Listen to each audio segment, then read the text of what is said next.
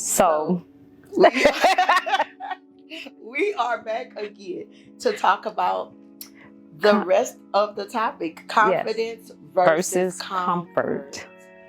Man, that's something that I thought about a lot of times. And I don't know, we were just having a conversation during vacation and we arrived at, we always have great conversations. We always. But in that moment, first waking up and just having a conversation. Soon as you start talking, I say something and then boom, there's a conversation. There was a conversation. You're like, oh girl, we need to be sitting down and record that. Yeah, so in our discussion that led us to talk more about confidence and comfort, it juggled up some thoughts, you know, a thought process even in me, like, wow, you know, there were some times that I may have been comfortable with doing something, but I wasn't confident because when it required me to do more, it became uncomfortable.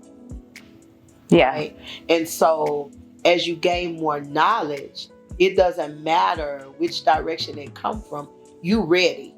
Yes. You are ready. You are ready. When you think of a CEO, the CEO is ready to lead the company however they need to lead it. Whether it's a challenging moment, whether it's a good moment, whether they're making a lot of money, whether they're making a little money, you know, it may feel uncomfortable, but they ready. They confident and know we're not closing this business because we gonna make it. That's right.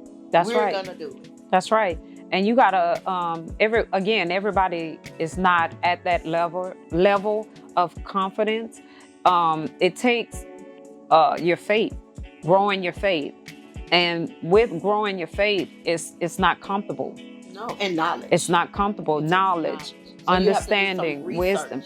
Yes, and you have to want this. You can't just expect for it to just fall in your lap and stuff. You have to change some things about you. Yeah. You have to go through some changes and stuff in order to get to that level where you are confident and not comfortable anymore. Let's talk about how there's been times in our life that we may have felt comfortable or we were in a position that we could manage a situation, like manage our house. Yes. You know what I'm saying? We knew which bills needed to be paid and when and how and what, you know, the kids were going to eat for dinner and all of those things. We knew that.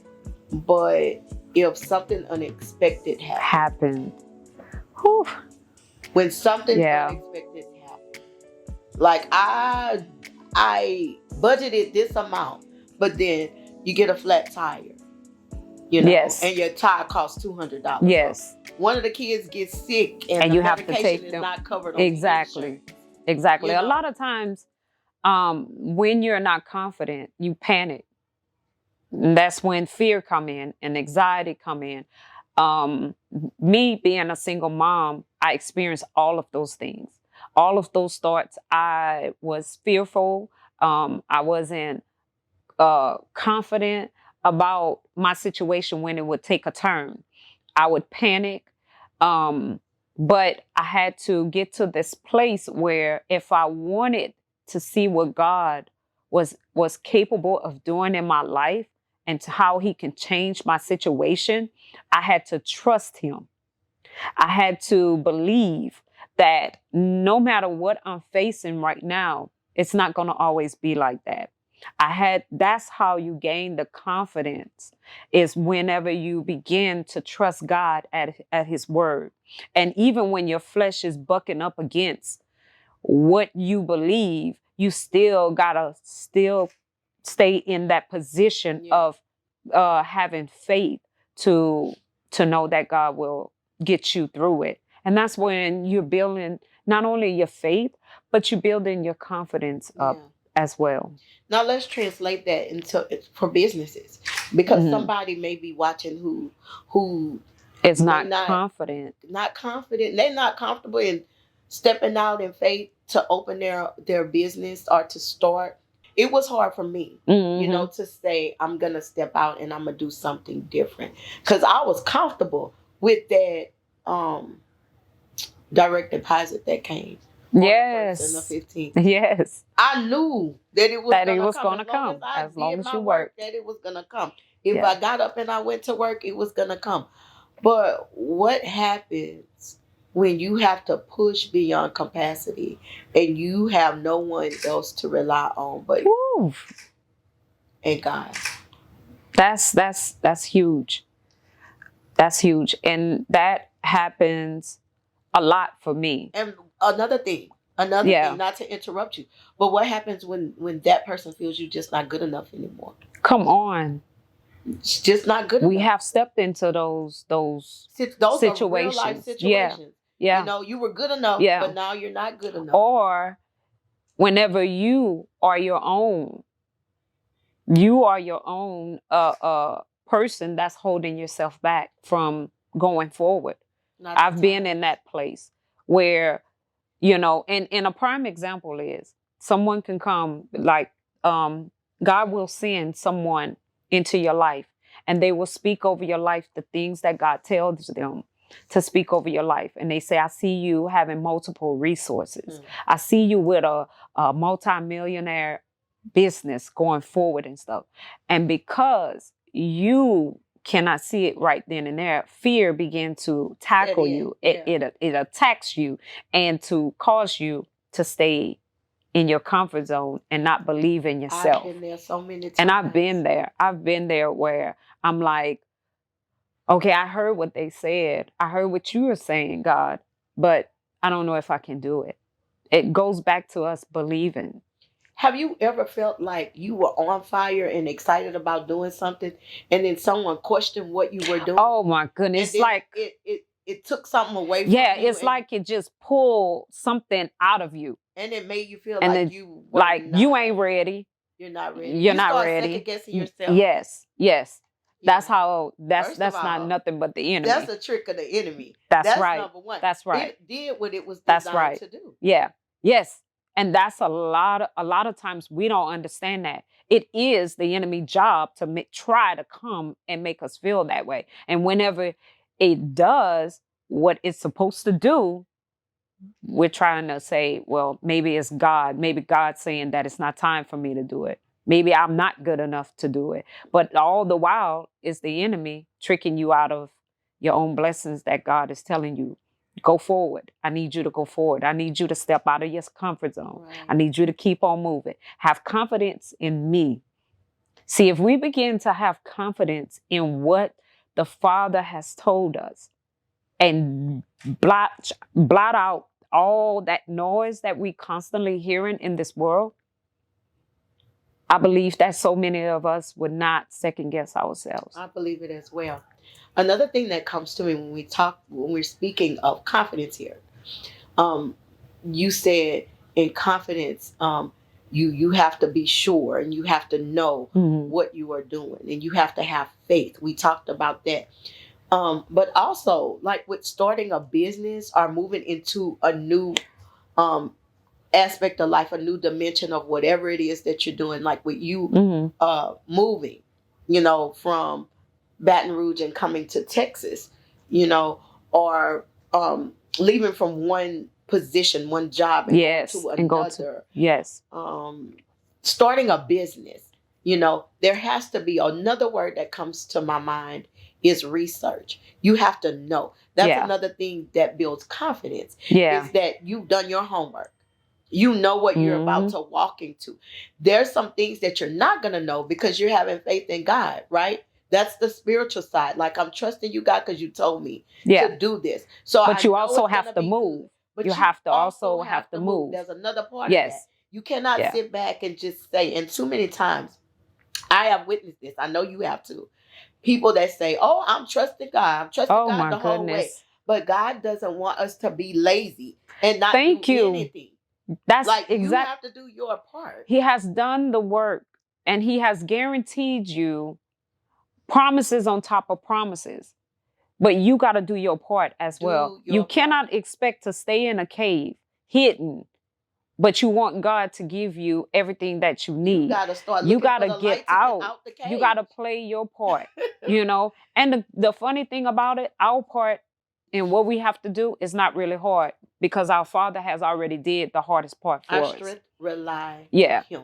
Yeah. He gives us strength to endure. Yeah. Now, don't get me wrong. He placed the tools there for us, but it's for us to open up the box and to know what the tools are for. Come on. We gotta know what they're for. So we do that with research. Become familiar with what it is that you're walking into. I can't say that I'm gonna start a makeup business and I know nothing about skincare. Yeah. You have to do your research. And that's true. You have to do the research on what you're getting ready to sell. Yeah. And you have to have the confidence in what you researched and how you're going to go forward in what you want to do, that is going to work out. You got to have that confidence that, once you gain the knowledge, then nobody can tell you. They can't tell it's you. Wrong. They can't tell you. So if anybody come and say, nah, I don't think God told you to do that, I think you out of your mind. Because there has been time where people say, girl, you don't lost your mind. That couldn't be God. But when you know that your Father has told you something, you're going to go against everything that everybody is saying because you have confidence in knowing that I heard what my Father said. So even if you don't agree with me, I'm going to still go forward. I'm going to move forward. And I wanted to say this.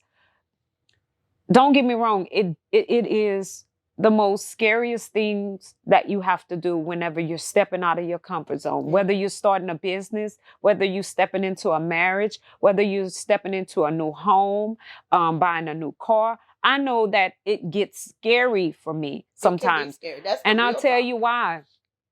Because when God tells you how to do it, it's not like how the way man is going to tell you. It's just totally opposite from what man is going to tell you how to do it. They're going to give you the worldly instructions. But when God tell you, I need you to go in that parking lot, that car lot, and go get your car. You're like, what? And then when you go there, you're kind of scared because you're like, I've never been in this place before. I've never done nothing like that. I heard what God said. So now it's just scary. But the coolest thing about it, you don't stop. Yeah. You keep going. So what I just envisioned while you were saying that is a person that goes into a situation ready. Yeah. Equipped and ready. You go into that situation with confidence. You don't know. I don't know if I'm going to make first place, but I know I'm going to finish. I'm going to finish. I know I'm going to finish. Yes. So you get to the starting point and the gunshot is shot and you take off running. And you know what? With the faith in God and all of the proper tools, you not only finish, but you finish leading. That's right. You finish leading. You realize and look back and you're like, wait, I did this. How did I do this? They said I couldn't run this race in this amount of time. They said that these people were more equipped than I was to do what I'm trying to do. Yeah. They said, but God said, I've equipped you with everything that you need. Come on. And you will finish this race successfully. That's right. Because your faith is in me. Yeah. That's good. It is up to us to build our faith.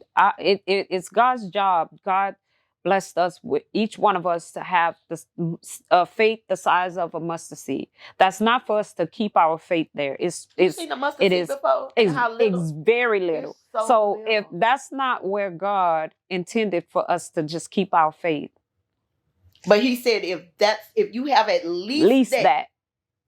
So He's challenging us even with that little one. Could do. Yeah. Grow it. Great things. Yes. With just that one. And so when you do great things with that little faith that you have, just imagine with the great faith that you have. That's awesome. And so you build in your faith, you grow in your faith. And we just got to have confidence in doing that. You know. Walk in boldness. My way of saying things is when the times get blue or when you feeling blue, think pink, ladies. Think pink. Be bolder. walk in boldness, smile harder, love deeper, laugh boldly, laugh. Yes. Take joy with you everywhere you go. Yes. And you can't have joy without love. Nope, you can't. Because love can lead people to and God. You cannot have love without joy. You can't. It goes hand in hand. It goes hand in hand. So that's a beautiful thing. So we have to travel light. We have to possess those things and choose the things that we know that God wants for us. Exactly. In our life. We have to make sure that all the things that does not need to be attached to us. Oh, come on. Let it go. Every single thing is not meant to go with you where God is taking you. Oh, I had to learn that. I really had to learn that. That's a hard thing because sometimes we don't want to leave certain things. We don't want to let it go. We don't want to let it go. But if God is preparing a new thing, like we can't have new shoes and old dingy shoestrings. That's right. That's right. You know, you putting those old shoestrings in. They don't look new. They don't look new. It's gonna mess up the shoes. And, don't mess swag. My kicks up. Don't mess up my swag. Yeah. You know, when we were talking about this, it made me think about this show, The Hoarders. People that's huge hoarders. Oh, I know where you're going. And as you were speaking, that's all I kept on thinking about is how these people come into your house and they're telling you that you got to get rid of some of these things because you really don't need it. But the people that's hoarders, they try to sneak the stuff that they don't need back into the house. And all it's going to do is just you're just collecting more things and adding to the things that you really don't need. And so when you was talking about that, I was like, man, that's just how some of us are. We're hoarders. We want to continue to pull the things of our past and tuck it and hide it in us and bring it into our future, but it cannot go with us. And when you get stopped at the door of your future and God said, I need you to leave that in that hallway. You can't take this inside of this room. You can't walk into this room because this room does not require you to bring any of your past things in it. You got to leave it there. And some people really don't want to do it. They're willing to walk away and say, you know what, this has to come with me or I ain't going to be able to come in. So many people is missing out on their future because they don't want to let go of their past. They don't want to let go of their past. Yeah. Let's talk about that baggage. Okay. Think really hard about all the things that's in your bag. What's in your bag that may be prohibiting you from getting to that next place that God has for you? As a boss, you'll have to make some very, very huge decisions. Some huge decisions to move forward into the promises that God have established for you. And sometimes you can't take everything with you. With that being said, let's look into our bags, lady. Let's release all of those things that's not helping us to get to the place in life where we need to be. I'm speaking from a place that I already know because I've been there. I've had so many things in my bag to just hinder me from getting to this moment right here. But right now, as I reveal my next chapter, I encourage you to begin to write your next chapter. That's right. Begin to take an overview of your life and what it is that you want to do. And there's nothing stopping you. Right now, we are encouraging you that if we can do it, you can do it too. That's right. That's right. Release your next chapter. Get rid of all of the things that can hinder your growth. Don't recycle. No, don't. Let it go. Let it go. You don't need it. You don't need it. Research. Write the vision. Make it plain. Keep it moving. Grab your favorite pair of heels, your lip gloss, and your pink bag. Hop on the bus. Get in your car. Pick up the phone and call an Uber. But do whatever it takes to keep on moving to your next place in life. That's right. Keep moving. Keep moving. You got somewhere to go. We got somewhere to go. Get cute, girl. We got somewhere to go. Grab your hair. Let's go.